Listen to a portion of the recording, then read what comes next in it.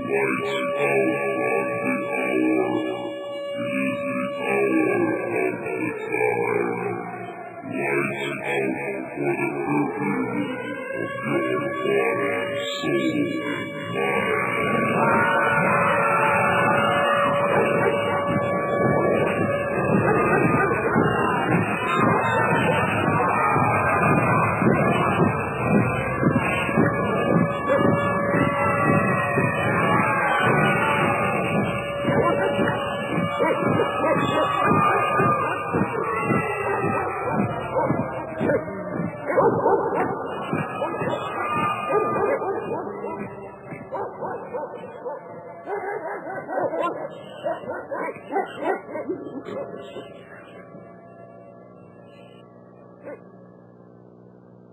You're listening to the Hour of Time, and I'm Pooh. And I'm William Cooper. I pledge allegiance to the flag of the United States of America and to the republic for which it stands, one nation, under God, indivisible, with liberty and justice for all.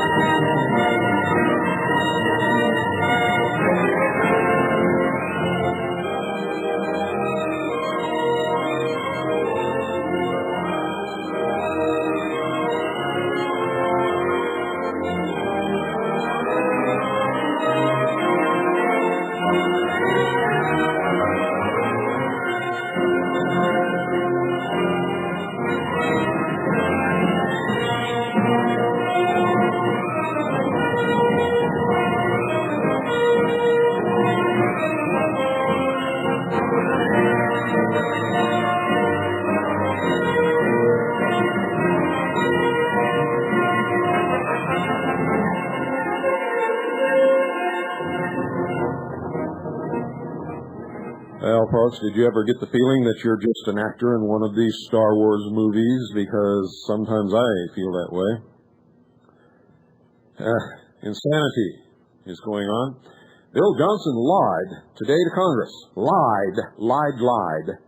They lie all the time. Why is that such a surprise? We have him on the 911 tape. The stupid fool doesn't even know he's caught yet. So start sending your faxes, start calling, start writing your letters to the committee members, to your congressmen and to your senators, and tell them Johnson lied. He's on the 911 tape. We want him charged with contempt and perjury. Do it. Now let's put it in perspective what happened today. Because like I told you, it would probably be stacked. They'd throw the public a couple of bones and then everybody would go away. They are appealing to the emotional mentality of the stupidity of the sheeple. Yes.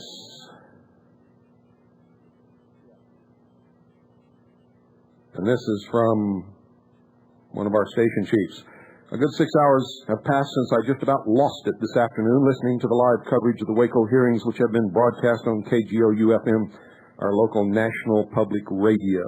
Whenever you see anything that says public in it in the media, it is the voice of socialism. If you don't believe me, turn into your public TV station. Listen to National Public Radio. You'll see that the deck is stacked. Everything is socialist, liberal, extreme left-wing. There is no balanced reporting, and there is no voice from the right. Period. Ever. There is no conservative voice. Whenever you hear the word public connected with the media, you know we have no voice there. I thought that a nice, quiet dinner away from the coverage would soothe things a bit, but it hasn't. I'm still just as appalled as I was at 3 this afternoon, right after the graphic and sensationalist testimony of young 14-year-old Carrie Jewell. followed by the inexcusable and frankly unbelievable comments offered as filler by National Public Radio's prima donna of Washington, Nina Rottenberg.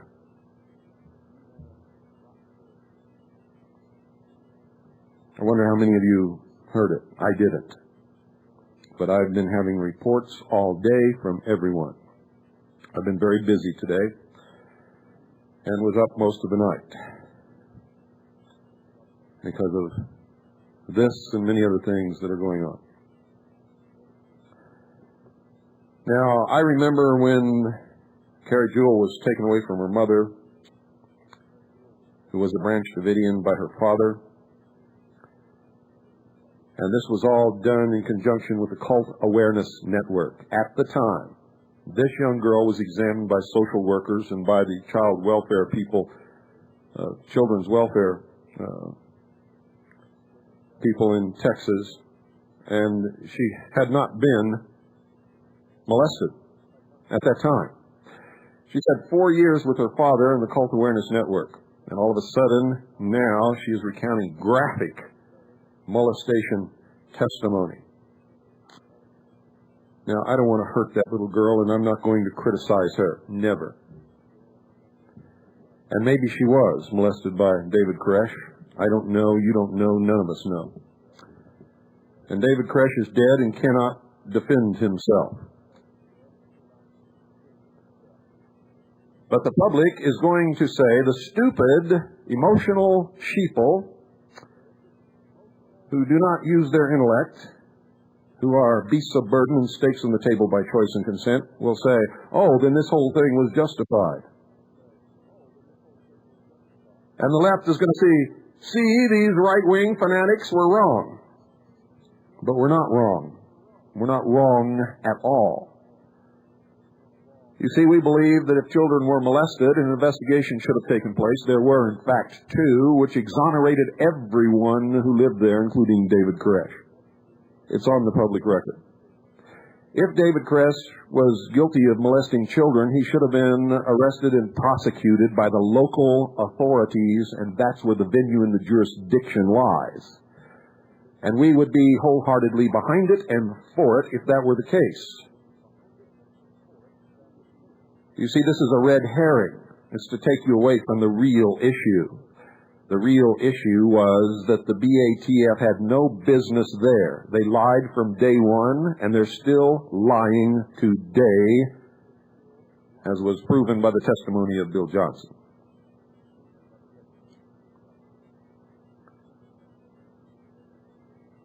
Our station chief continues, as I told you over the phone, Miss Jewell's testimony reduced her and several of the hearing members to tears, and the proceedings came to an abrupt halt while the witness recovered from her ordeal and the members of the House temporarily adjourned to vote.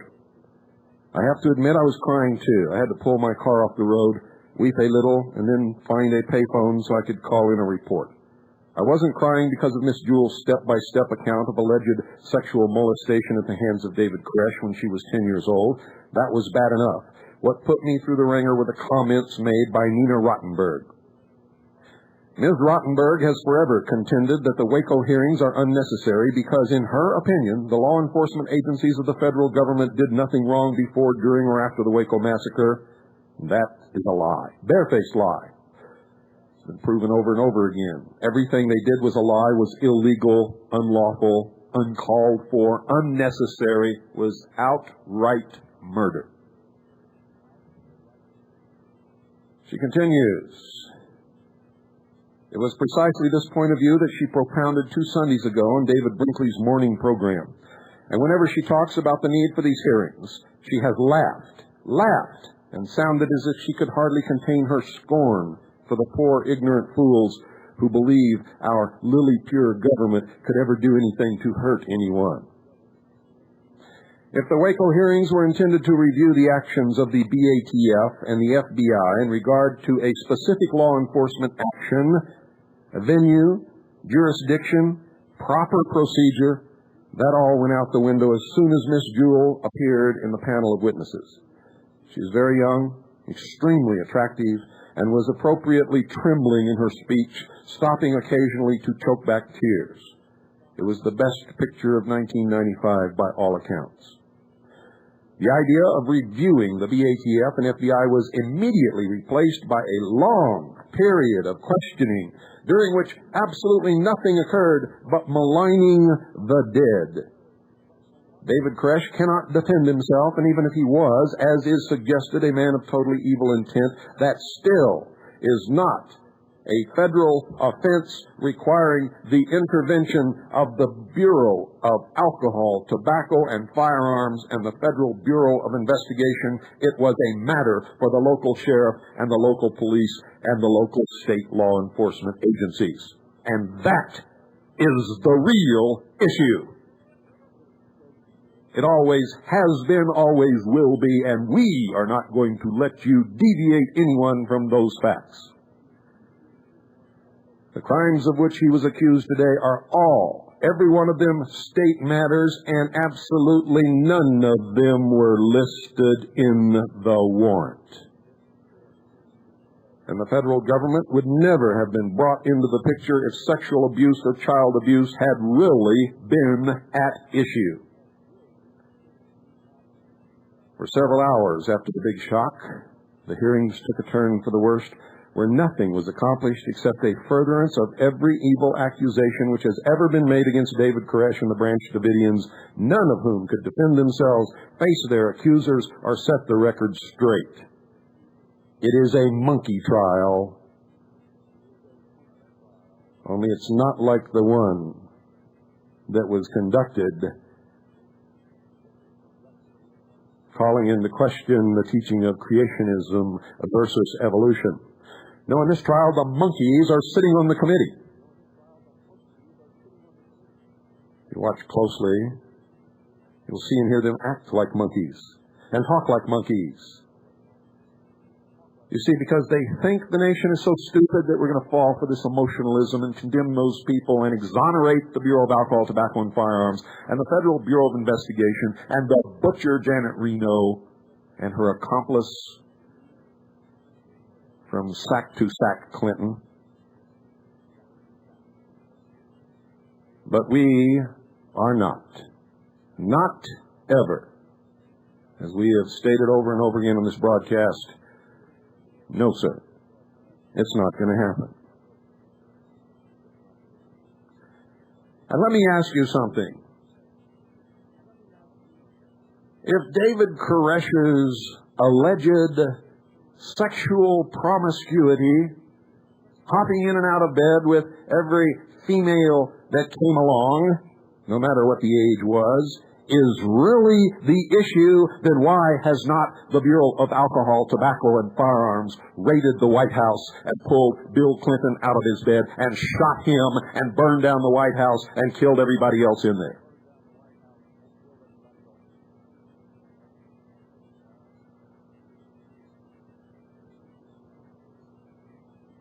She continues, but Bill, it wasn't all of the above that upset me so very much. The whole thing was, anyway, sort of expected. What knocked me for a loop was this. As soon as Miss Jewell had shocked the entire hearing panel with the explicit details of her testimony, Ms. Rottenberg was practically having a stroke in her attempts to lay a "see, I told you so, nanner, see, I told you so, nanner, rap on the listening audience. She said that it should be obvious to all now that these hearings were totally unnecessary.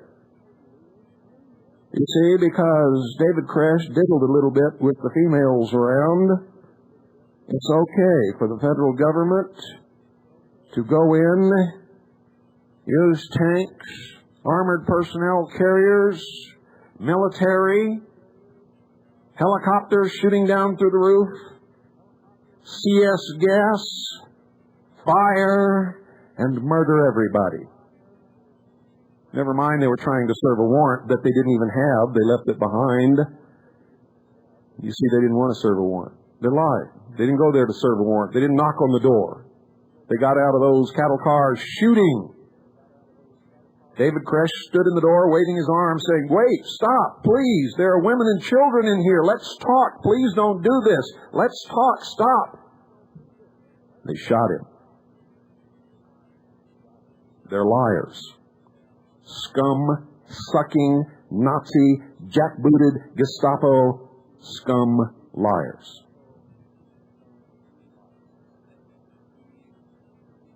How about that, Miss Rottenberg? You airheaded socialist twit.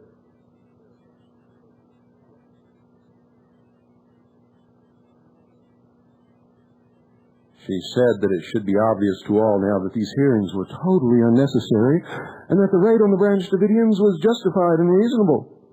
And she went on to say that Timothy McVeigh blew up the Murrah Federal Building in Oklahoma City as an act of revenge over perceived wrongs perpetrated against the Branch Davidians, a motivation which is to date unproven against a suspect who remains not only unconvicted but at present unindicted and has never made any such statement ever. Nina Rottenberg lied. They all lie. They're masters of propaganda, as if there's a school somewhere that teaches these people how to manipulate the sheeple.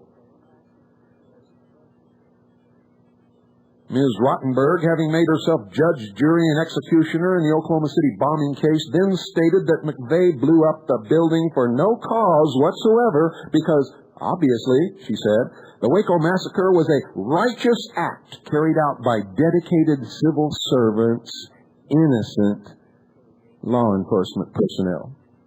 The truth is, ladies and gentlemen, the BATF are not, never have been, and never can be law enforcement personnel. They are members of a tax-collecting agency. They are, in the correct terminology, your grandfathers would have known them well, revenuers. She goes on. At that point, I just had to stop the car. "Bill, I know I have been perhaps too closely involved in the Oklahoma City thing, and it is very difficult to be totally detached, objective, unemotional, and rational about every detail of such a horrendous act. But honestly, to first say that McVeigh blew up the building for no real reason, a statement which lacks proof in absolutely every respect, including the fact that he even blew it up, which nobody knows, is the same thing as putting the blame for the explosion at the gravestones of the dead Branch Davidians. I have taken a lot of personal heat over my work in the Oklahoma City investigation, and I have lost the sweetness of my relationships with some of my family members over what we know to be the truth of the situation. And to have Nina Rottenberg sit there in Washington, casually assigning blame and applying her own twisted and uninformed logic to a situation about which she knows absolutely nothing except the official story, is a trauma to my entire system. Maybe I just wasn't cut out for this kind of assault. I surely wasn't expecting quite what I got. All I want to say about it is Ms. Rottenberg is full of crap, and Ms. Jewell's testimony, dreadful though it is completely irrelevant to the matters before the hearing committee and plays solely upon the emotionalism of the stupid sheeple of the nation. We're not here to try David Koresh or to systematically list every wrong he may or may not have committed, none of which he can address personally. This entire Waco hearing is nothing but a premeditated setup designed to excuse the government's criminal activities, yes, criminal activities, under the almost harmless guise of, "Oh, we made a mistake, we're so sorry, we're just innocent, and you all are just picking on us." And then they can just keep on doing what they're doing to kill us indiscriminately and without regard for law or due process or just compensation or justice.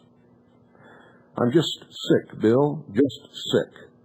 God bless, and big hugs to Bart. I'm going to miss his beautifully smiling face and cheerful voice over the phone. I wish him every good thing in the future and a haven of safety and peace.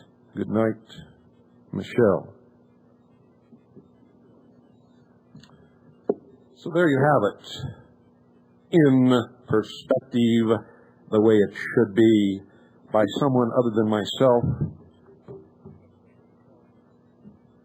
who knows what she's talking about.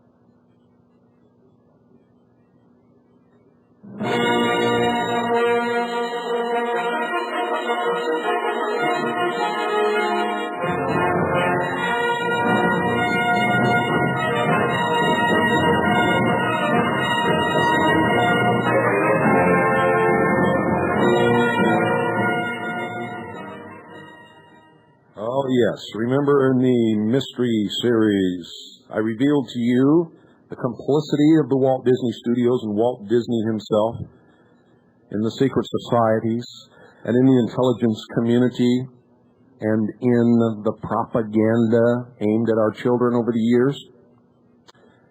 Well, have you heard of the new Disney Tomorrowland Alien Encounters show? It's conceived to prepare us for our inevitable alien encounter. And for nearly 50 years, officials have been documenting routine alien encounters here on Earth. Direct quote from the script. And I continue. Essentially, every Strategic Air Command base was visited by UFOs. Visitors from space are routinely examining human specimens, abducting men, women, and children. Roswell, Majestic 12, government cover-up, abductions, and much more. No hint of ridicule, no disclaimer. It is being presented to the public to prepare them for the landing of the external threat from space that will propel us into world government and cause the nations to give up their sovereignty finally and completely, and for the people to perform any required sacrifice to meet this external threat.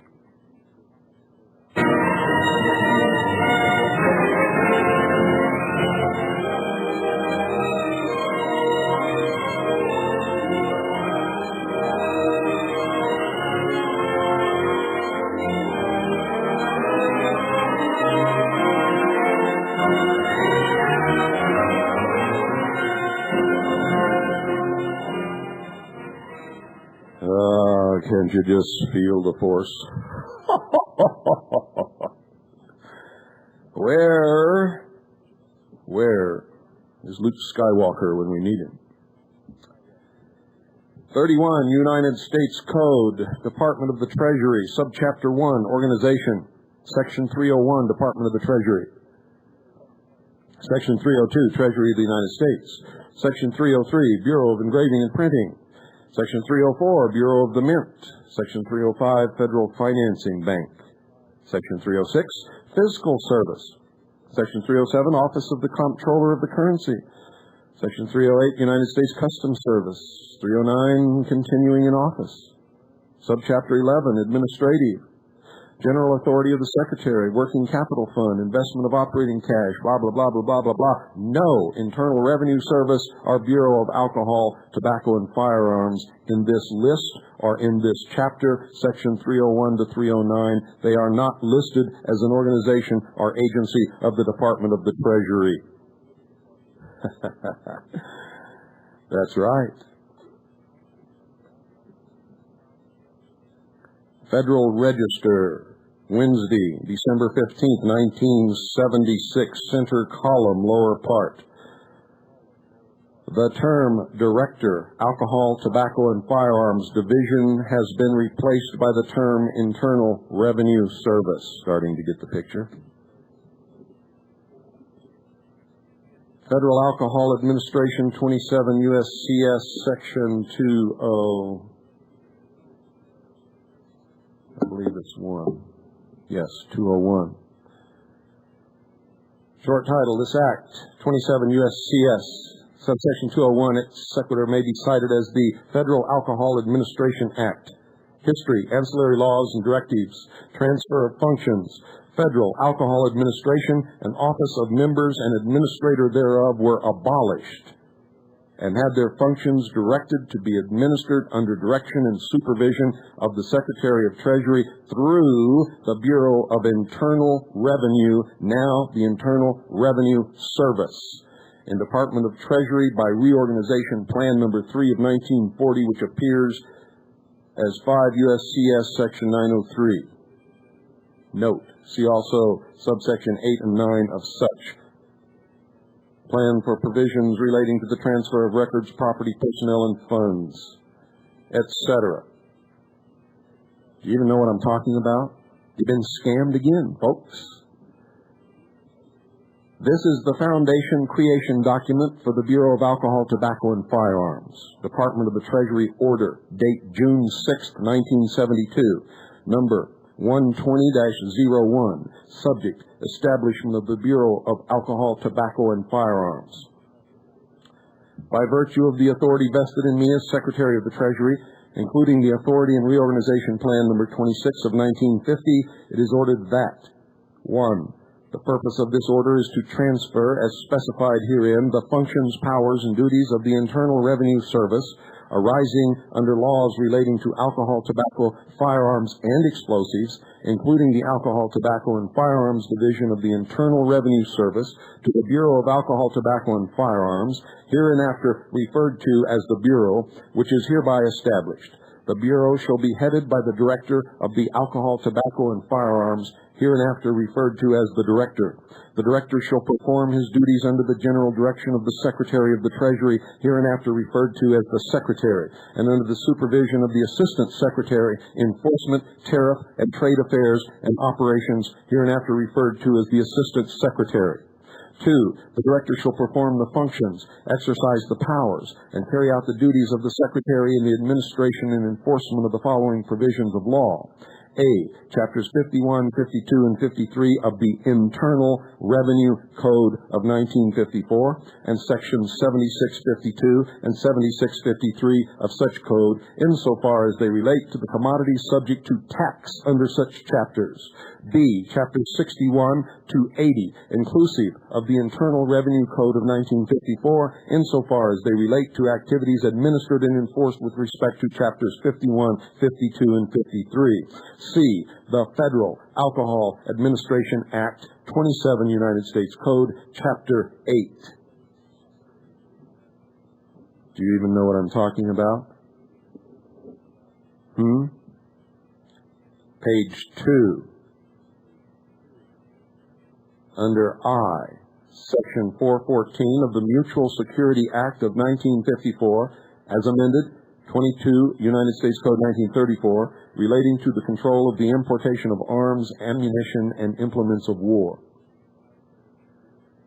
The terms Director, Alcohol, Tobacco, and Firearms Division, and Commissioner of Internal Revenue, wherever used in regulations, rules, and instructions and forms issued or adopted for the administration and enforcement of the laws specified in paragraph 2 hereof, which are in effect or in use on the effective date of this order, shall be held to mean the Director. In other words, they're all the same.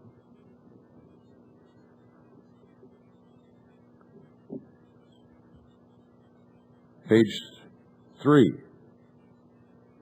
There shall be transferred to the Bureau all positions, personnel, records, property, and unexpended balances of appropriations, allocations, and other funds of the Alcohol, Tobacco, and Firearms Division of the Internal Revenue Service, including those of the Assistant Regional Commissioners, Alcohol, Tobacco, and Firearms, Internal Revenue Service. Now listen to this very carefully. This is 27 CFR, Chapter 1, April the 1st, 1994 edition, Section 250.11. Listen very carefully, ladies and gentlemen. Revenue agent, any duly authorized Commonwealth Internal Revenue agent of the Department of the Treasury of Puerto Rico. Secretary, the Secretary of the Treasury of Puerto Rico. United States Bureau of Alcohol, Tobacco, and Firearms Office, the Bureau of Alcohol, Tobacco, and Firearms Office, in Puerto Rico, operating under the direction of the Regional Director, Compliance, North Atlantic Region, New York, 10048.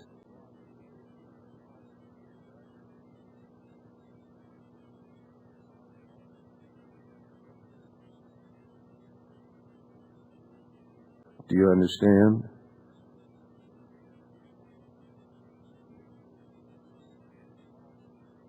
Do you really understand what I just told you?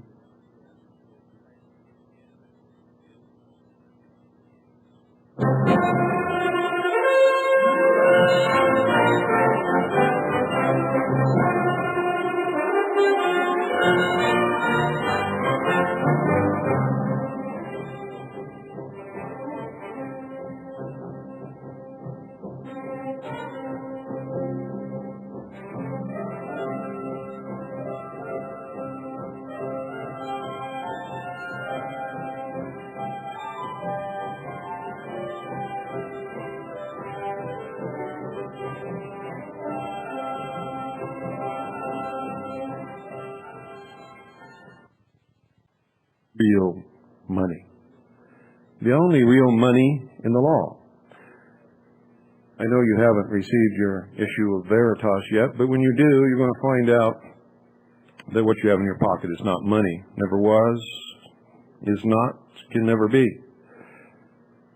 It's not even a note. When you use it to pay for something, you are not paying anything. You are not satisfying a debt. You are merely discharging a debt or delaying it. That is why you don't have title to anything. You have certificates and warrant deeds and things like that that don't mean anything. What it basically means is that you're renting it. You can only purchase real property with real money. You can only eliminate a debt and satisfy a debt by paying the debt with real money. The law states real money is a specific weight in measurement of silver coin or the equivalent value in gold coin. This specific weight in measurement is called a dollar. When you pick out a paper dollar, it says dollar on it out of your wallet, it is not a dollar at all, any more than a quart is a glass of milk. A quart is a unit of measurement, so is a dollar.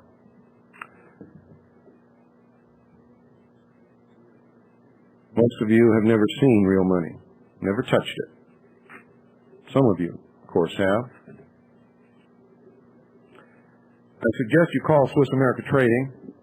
I suggest you ask them how you can get your hands on some real money, either silver or gold. I suggest that you hold it in your hand and look at it, feel it, touch it, and then all of a sudden it will begin to dawn on you how you've been fooled. Call 1-800-289-2646. Tell them that you are a steady, true, blue listener to the hour of the time. Thank them for sponsoring this broadcast and for believing in the message of William Cooper. For I'm just a messenger. And then ask them how you can get your hands on some real money. They'll help you. They have a special offer in this issue of Veritas, which, from my limited knowledge of the subject, I plan on taking advantage of. 1-800-289-2646, or, if it's easier to remember for you, 1-800-BUY-COIN. Without Swiss America Trading, you would never hear the hour of the time. You owe them. If you ever consider protecting at least a part of your assets, do it with Swiss America Trading. Always reward those who reward you. Loyalty is a great thing. Very, very scarce in patriot communities. Socialists are successful by a large part simply because they support their causes with money. They support those who sponsor them. They support those who help them. Patriots, by and large, do not. They look for the cheapest value, even if it helps their enemy, and that's got to stop. Trade with those who help you. And Swiss America Trading has been helping you for an awful long time. 1-800-289-2646. And when you call, they'll be helping you again, whether you fully realize it or not. That is the truth. Only those who have real money are going to survive when everything comes crashing down. And folks, it will, for it can do nothing else. You see, if you put $1,000 in an interest-bearing account at a very low interest, I'm not going to tell you the number, you figure it out, but it's not a high rate of interest, and leave it there for 140 years. That's right, 140 years. How many of you know how much money would be accrued as interest? And if everybody in the country did that, where would they get that money that's interest to pay you? For the same reason, when you buy a home for $60,000 on a 30-year note, do you realize that you have to pay back at 7% over $250,000? The only money that was created out of thin air when they made that bookkeeping entry and loaned you that $60,000 was the $60,000. Where does the other $190,000 come from that is used to pay off the interest? And this is happening all over the country with every home that's ever purchased. Don't you understand? Make sure you get Veritas and read it. You will begin to see the light at the end of the tunnel. 1-800-289-2646. Do it now. 1-800-BUY-COIN.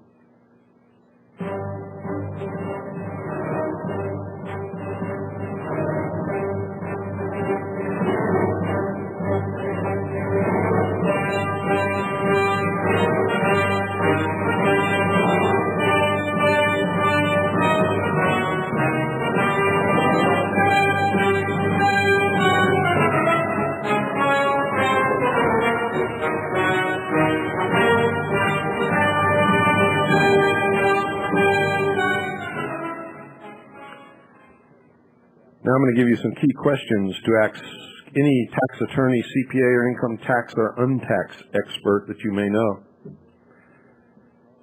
For if they are truly expert and knowledgeable, they should be able to answer all of these questions. If they can't, they're incompetent.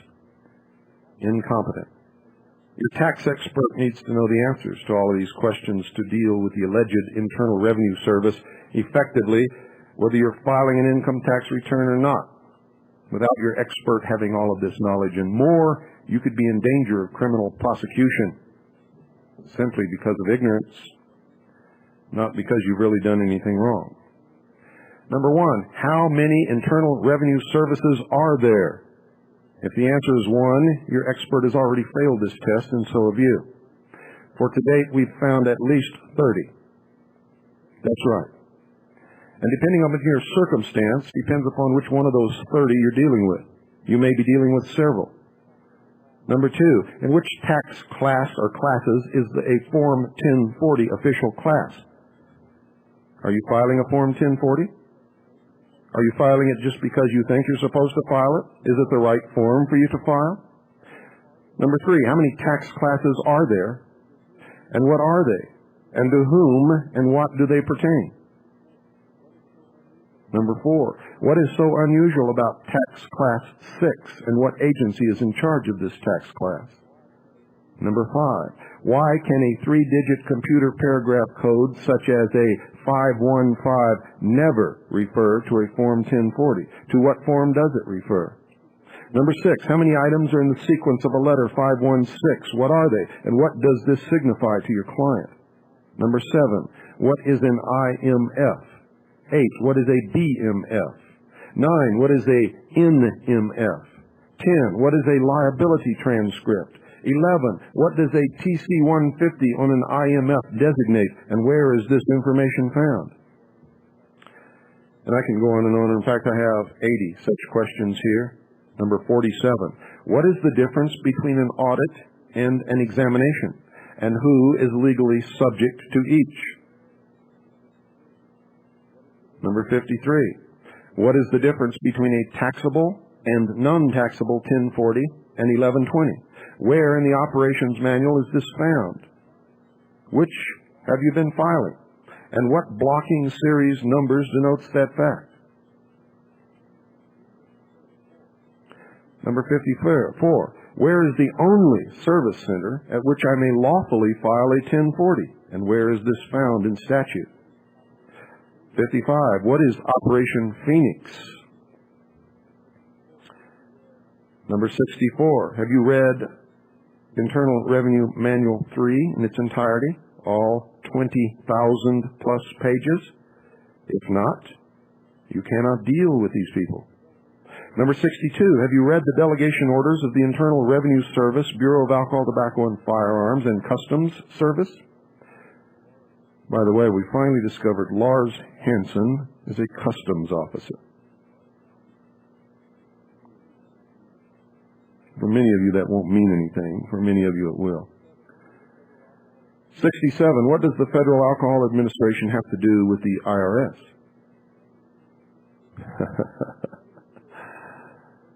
72, what did U.S. versus Wigglesworth say, and why is this important to you in your case? 73, what is the lawful power of Congress to pass laws concerning the 50 states and or the territories, and where is this found in statute besides the Constitution of the United States? Number 75, what is the significance of the Philippines in relation to the 16th Amendment? Number 77, why are most tax cases lost early on in procedural errors, and how do I avoid these? Number 79, in how many tax cases have you successfully prevented your client from being charged or convicted?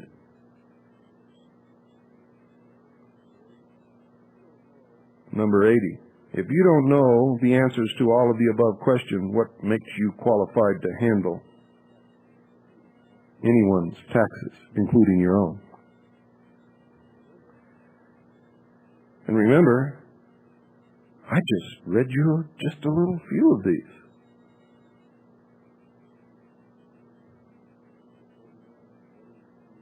Number 49, what is the relationship between the district director and the assistant commissioner? International. How about that, folks? Well, if you'd like to find the answers to all of these, I'm going to turn you on to something that I normally wouldn't do, and I'm going to be there.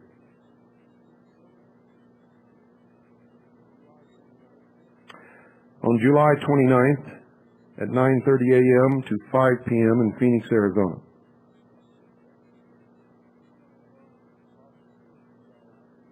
The cost is $60 prepaid, $75 cash only at the door. Now listen to me if you're going to show up. Don't bring your checkbook. $75 cash only at the door. Price includes all class materials, including important government documents and a specialized BATF FOIA manual. And at this seminar, folks, if you're listening and paying attention, and if you have some brains, you will learn the following, all supported by statutory cites and Freedom of Information Act evidence. You'll learn the statutory relationship between the BATF and the Internal Revenue Service, which is only an alias for the Federal Alcohol Administration. The Federal Alcohol Act was declared unconstitutional by the United States Supreme Court in the 1930s and thence moved to Puerto Rico, a territory of the federal United States. Get it? The statutory interrelationship among BATF, the IRS, and the U.S. Secret Service, Maine Treasury, and U.S. Customs Service, and how this affects you. How the BATF's lawful jurisdiction is only relevant to Puerto Rico and what that means to you. See, when I told you they didn't have venue or jurisdiction in Waco, Texas, I wasn't just talking about the federal government versus the state. Their jurisdiction, their lawful jurisdiction, is only and has always been only relevant to Puerto Rico. You'll learn how federal firearms licenses, or FFLs, are statutorily relevant only to federal territories, and how gun dealers in the 50 states have been tricked into filing for and signing these forms, and what they can do about this now. The statutory structure of the Bureau of Alcohol, Tobacco, and Firearms, and how to effectively file for the Freedom of Information Act, BATF, U.S. Secret Service, Maine Treasury, and U.S. Customs Service to get the answers they don't want you to have. Answers that you can bet your butts will not surface in this phony monkey hearing. And you'll also learn how to make an effective Freedom of Information Act request to the Bureau of Alcohol, Tobacco, and Firearms pertaining to the Waco massacre. Also, at this seminar will be a secret 400-plus page official United States Treasury document signed by Lloyd Benson, Secretary of the Treasury, detailing the Waco incident with accompanying FOIAs which you can file to discover and uncover federal government abuses and lies. Now, if you want to attend this seminar, if I were you, I would enclose your money, $60 prepaid, money order, and send it overnight.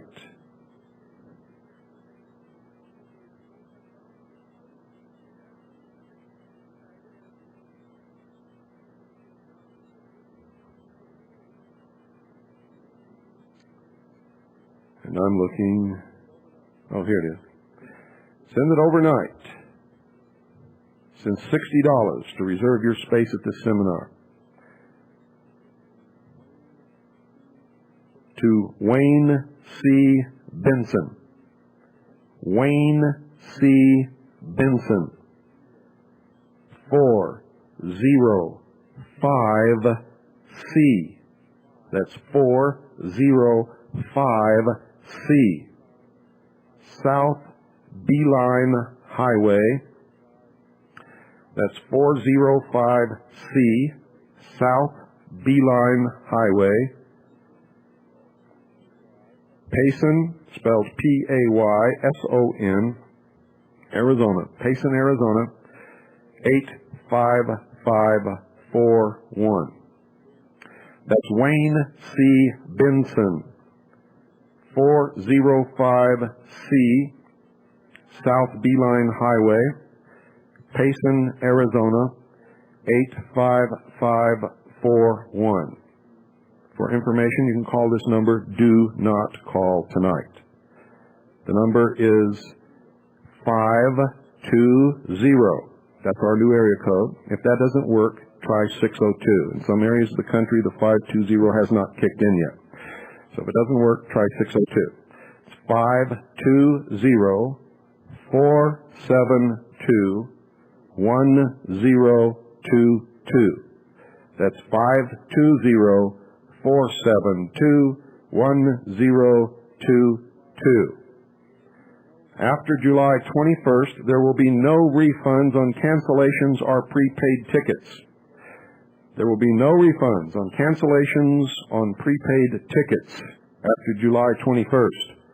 So if you send your money in and you call after July 21st and say you want to cancel, forget it, your money is gone, you will not get it back, and I have informed you of that up front. Okay? I'll be there. I hope to see you there. You see?